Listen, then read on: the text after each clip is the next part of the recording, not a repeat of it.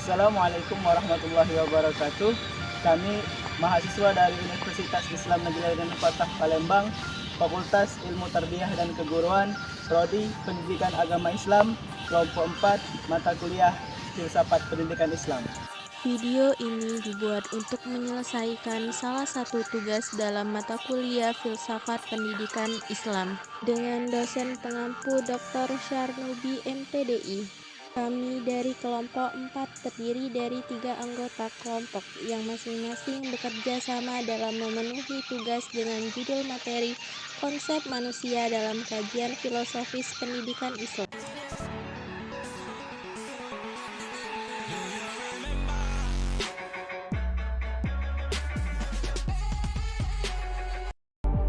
Ada dua implikasi terpenting tentang filsafat penciptaan manusia dan fungsi penciptaannya dalam alam semesta hubungannya dengan pendidikan Islam, yaitu: 1. Karena manusia adalah makhluk yang merupakan resultan dari dua komponen, yang pertama materi dan imateri, maka konsepsi itu menghendaki proses pembinaan yang mengacu ke arah realisasi dan pengembangan komponen-komponen tersebut.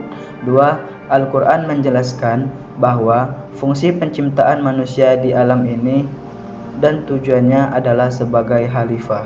Pada manusia diberikan potensi akal yang dipersiapkan untuk menerima berbagai macam ilmu pengetahuan untuk melakukan interaksi, baik itu sesama manusia ataupun alam.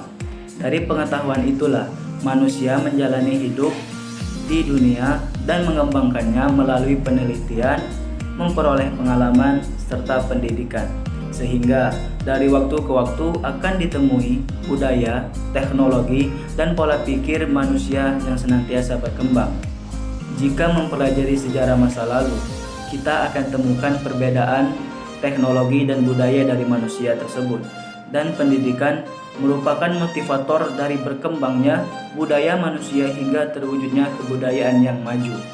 Dengan demikian, dapat kita katakan bahwa kualitas manusia pada suatu negara ataupun tempat dimanapun itu di dunia itu sangat ditentukan oleh pendidikan yang terlihat pada perilaku dan pemikiran manusia tersebut. Pendidikan dan budaya mempunyai hubungan yang sangat erat dan terkait satu sama lainnya yang korelatif saling mempengaruhi, termasuk dalam pembuatan karakter manusia itu tersebut. Beberapa tokoh filsafat yang memberikan pandangan mengenai manusia antara lain sebagai berikut. Plato, manusia sebagai pribadi yang tidak terbatas pada saat bersatunya jiwa dengan raga. Aristoteles, manusia adalah makhluk organis yang fungsionalisasinya tergantung pada jiwanya.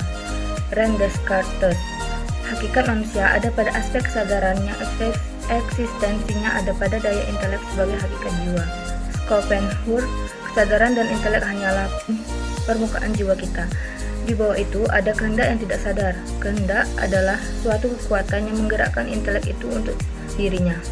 Kehendak dapat mengakibatkan hidup tertekan dan merupakan penderitaan, maka perlu kebijaksanaan.